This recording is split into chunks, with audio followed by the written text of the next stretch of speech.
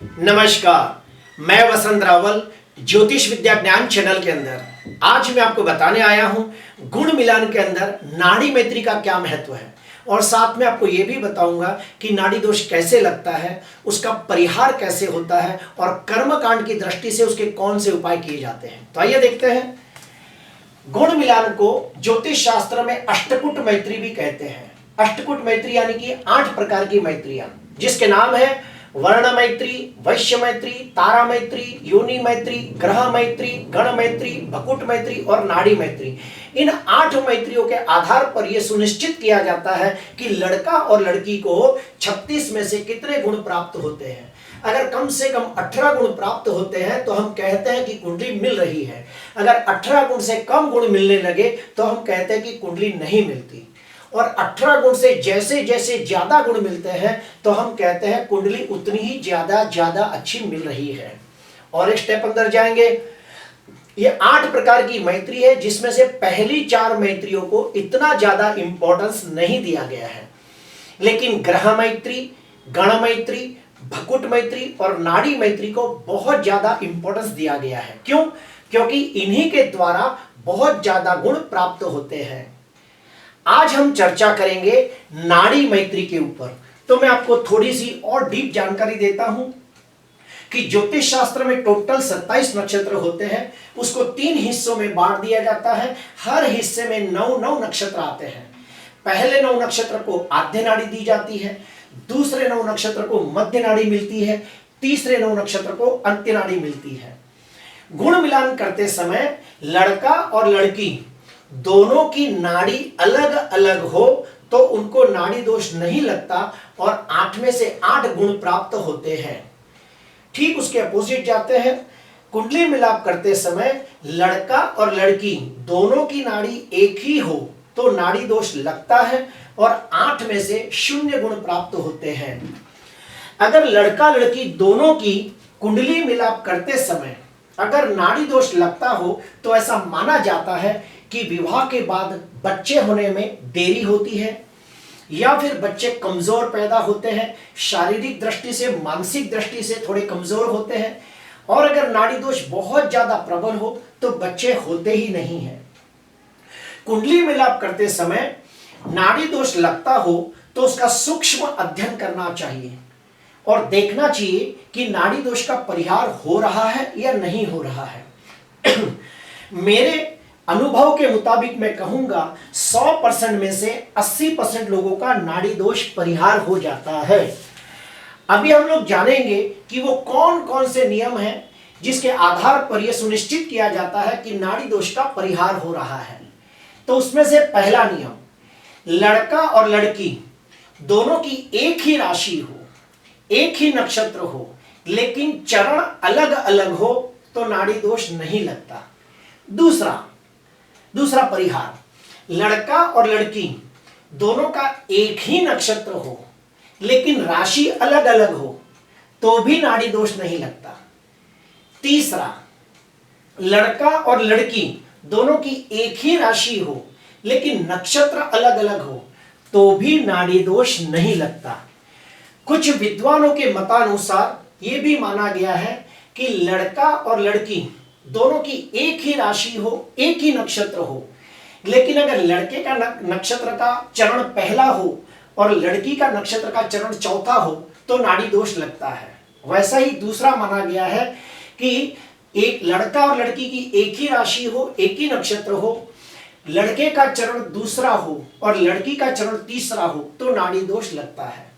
कुछ ग्रंथों में ऐसा भी लिखा गया है कि लड़का और लड़की दोनों की एक ही राशि हो और दोनों की राशि के स्वामी एक हो या फिर दोनों के राशि स्वामी मित्र हो। फिर से बोलता हूं, कुछ ग्रंथों में ऐसा लिखा गया है कि लड़का और लड़की दोनों के राशि स्वामी एक हो या फिर राशि स्वामी मित्र हो।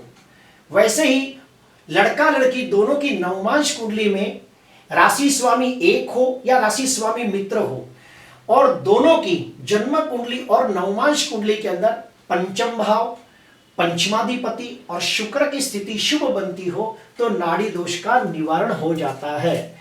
कुछ विद्वानों के मतानुसार यह भी माना गया है कि गुण मिलान करते समय अगर नाड़ी दोष आता हो, लेकिन अगर ग्रह मैत्री अच्छी होती हो, भ्रकुट मैत्री अच्छी होती हो, योनि मैत्री अच्छी होती हो और जन्म कुंडली और नवमांश कुंडली के अंदर पंचम भाव, पंचमाधिपति और शुक्र बलवान स्थिति में हो तो नाड़ी दोष का परिहार हो जाता है। मेरे अनुभव में यह भी आया है कि अगर ऊपर की बताई हुई सारी बातें मैच होती हो, जैसे कि लड़का लड़की दोनों की कुंडली के अंदर ग्रह मैत्री अच्छी हो, भकुट मैत्री अच्छी हो, योनि मैत्री अच्छी हो, दोनों की जन्म कुंडली और नवमांश कुंडली के अंदर राशि स्वामी एक हो या राशि स्वामी मित्र हो, पंचम भाव, पंचमाधिपति और शुक्र बलवान हो, और अगर दोनों का ब्लड ग्रुप अलग अलग हो तो भी नाड़ी दोष का परिहार हो जाता है। ज्योतिष शास्त्र के मुताबिक 3 प्रकार की नाड़ी को अलग अलग प्रकृति दी गई है। आद्य नाड़ी को वायु प्रकृति माना गया है, मध्य नाड़ी को पित्त प्रकृति माना गया है, अंत्य नाड़ी को कफ प्रकृति माना गया है। अगर लड़का और लड़की दोनों की एक ही प्रकृति हो तो आने वाले बच्चे के लिए शुभ नहीं मानते। फॉर एग्जाम्पल बताता हूं कि मान लो लड़का और लड़की दोनों की अंत्य नाड़ी हो, तो इसका मतलब ये हो गया कि लड़का और लड़की दोनों की कफ प्रकृति हो गई, तो उनका जो होने वाला बच्चा है उसको कफ की प्रकृति बहुत ज्यादा होगी, तो ऐसे बच्चे शारीरिक या मानसिक दृष्टि से कमजोर पैदा होते हैं। कुछ विद्वानों के मतानुसार यह भी माना गया है कि जिन लोगों के राशि के स्वामी बुध, गुरु और शुक्र हो उनके लिए नाड़ी दोष नहिवत हो जाता है। और एक इंपॉर्टेंट स्टेप है जो मैं आपको बताना चाहूंगा कि जिनका भी ब्राह्मण वर्ण हो वो राशियों को नाड़ी दोष बहुत ज्यादा लगता है। और वो कौन सी राशियां हैं तो सुनो, उत्तर दिशा में निवास करने वाली कर्क राशि, वृश्चिक राशि और मीन राशि, इसको ब्राह्मण वर्ण की राशियां मानी गई है।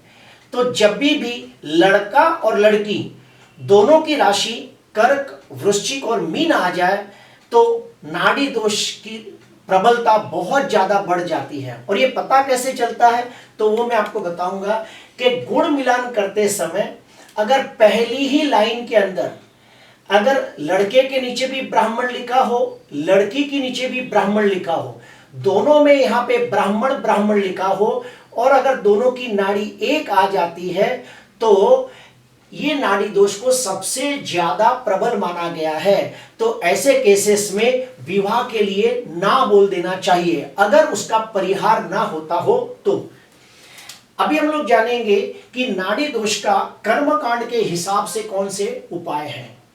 तो सुनिए, जिनको भी शादी के बाद 5-10 साल हो गए हो और उनकी कुंडली में नाड़ी दोष होता हो और परिहार भी ना होता हो और उनको बच्चे ना होते हो तो उसका कौन सा उपाय करना चाहिए। पहला उपाय, महामृत्युंजय के 1.25 लाख मंत्र जाप करने चाहिए और 1.25 लाख मंत्र जाप होने के बाद उसका दशांश होम करना चाहिए, उसके बाद तर्पण और मार्जन करना चाहिए। दूसरा उपाय, पुत्र कामेष्ठी यज्ञ करना चाहिए, अर्थात संतान गोपाल कृष्ण मंत्र का अनुष्ठान करना चाहिए। संतान गोपाल कृष्ण के 1.25 लाख मंत्र जाप करने के बाद उसका दशांश होम करना चाहिए और उसका तर्पण और मार्जन करना चाहिए। तीसरा उपाय, विष्णु याग करना चाहिए। विष्णु याग यानी कि जो विष्णु भगवान का सबसे प्रिय मंत्र है, शांताकारम भुजग शयनम वाला, वो मंत्र के 1.25 लाख मंत्र जाप करना चाहिए और विष्णु भगवान का अनुष्ठान करने के बाद उसका दशांश होम करना चाहिए, उसके बाद उसका तर्पण और मार्जन करना चाहिए। प्रिय दर्शकों, कुंडली के मैचिंग के अंदर नाड़ी मैत्री को सबसे ज्यादा गुण दिए जाते हैं। 8 में से 8 गुण अगर मिल जाए तो कुंडली मिलाप की पूरी परिस्थिति चेंज हो जाती है। इसलिए नाड़ी मैत्री के ऊपर अभ्यास करना बहुत अति आवश्यक है। प्रिय दर्शकों, आज के लिए बस इतना ही। आपको अच्छा लगा हो तो जरूर लाइक करना, सब्सक्राइब करना। नमस्कार।